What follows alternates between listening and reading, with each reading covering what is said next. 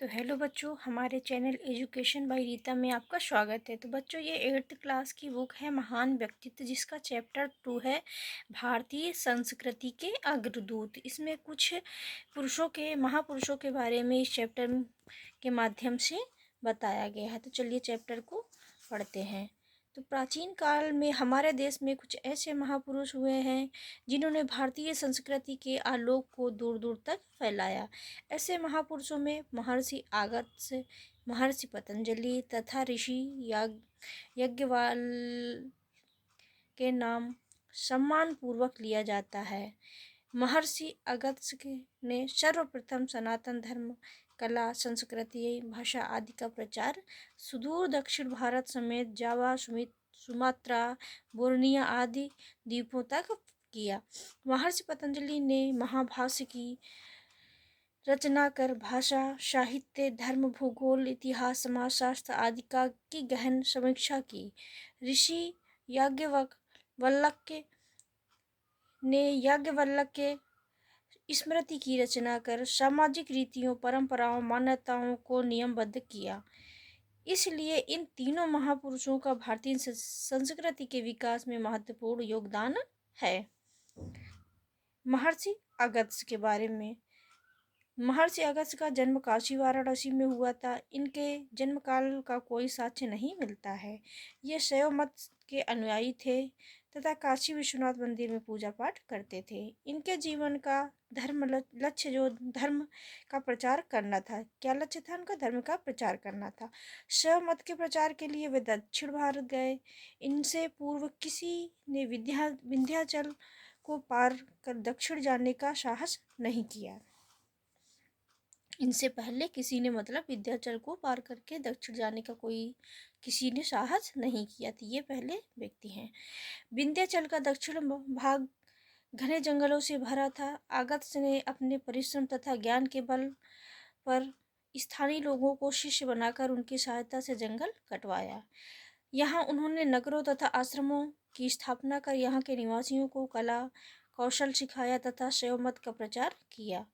पांड्य देश के राजा इन्हें देवता की भांति पूजने लगे। यहाँ अगस्त्य ने आयुर्वेद का प्रचार किया, भाषाओं का संस्कार किया तथा मूर्ति कला का ज्ञान दिया। यहाँ धर्म, कला, संस्कृति, भाषा आदि का प्रशस्त प्रचार एवं स्थापना करने के बाद महर्षि अगस्त्य भारत से बाहर निकले।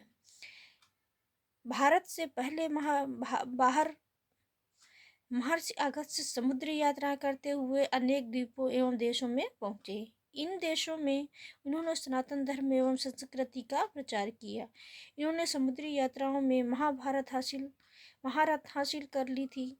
इसलिए लोग कहते हैं कि महर्षि अगस्त्य समुद्र पी गए थे। कंबोडिया में प्राप्त एक शिलालेख के अनुसार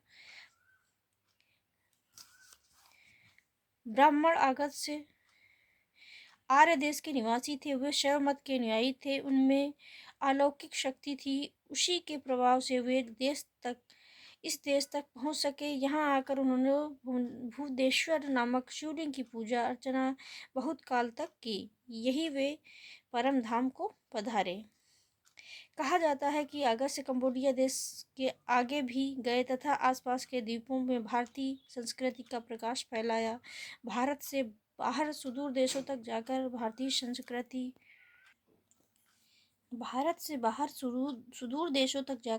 संस्कृति एवं धर्म प्रचार करने लगे वालों में महर्षि अगस्त्य प्रथम व्यक्ति थे। अब महर्षि पतंजलि के बारे में पढ़ेंगे।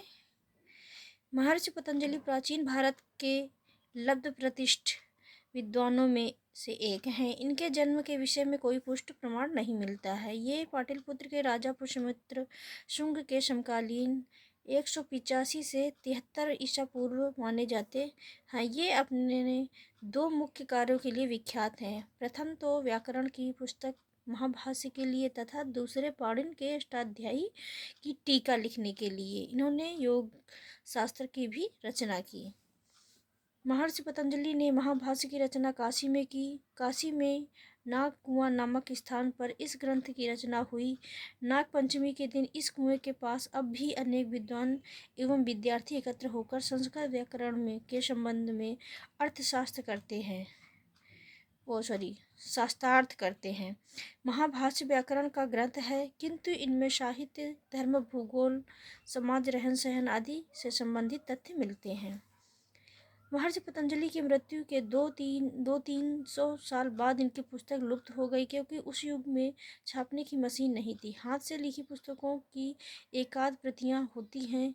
आज से लगभग 1100 वर्ष पहले कश्मीर के राजा जयादित्य ने बड़े परिश्रम से इस पुस्तक की खोज की। उन्होंने पूरी पुस्तक लिखवाकर अपने राज्य में उनका प्रचार करवाया। तब से आज तक इसकी पढ़ाई होती चली आ रही है। आज जो महाभाष्य का ज्ञान नहीं रखता है, उसे संस्कृत भाषा का मर्मज्ञ नहीं माना जाता है।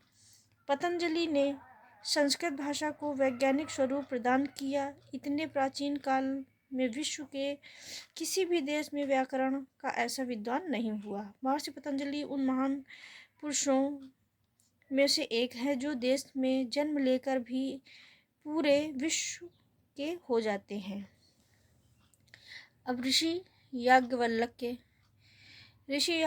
के जन्म स्थान एवं समय के विषय में कोई प्रमाण नहीं मिलता है। याज्ञवल्क्य नाम के दो विद्वान हुए, एक महाराज जनक के समय में थे तथा दूसरे युधिष्ठिर के शासनकाल में। ये दूसरे याज्ञवल्क्य हैं। इन्होंने धर्मशास्त्र की रचना की, जिसे याज्ञवल्क्य स्मृति कहते हैं। स्मृति उस ग्रंथ को कहते हैं, उसे प्राचीन काल में धर्मशास्त्र कहा जाता था। इस ग्रंथ को याज्ञवल्क्य संहिता के नाम से भी जाना जाता है। याज्ञवल्क्य स्मृति में 1012 श्लोक हैं, जो 3 अध्यायों में विभक्त हैं।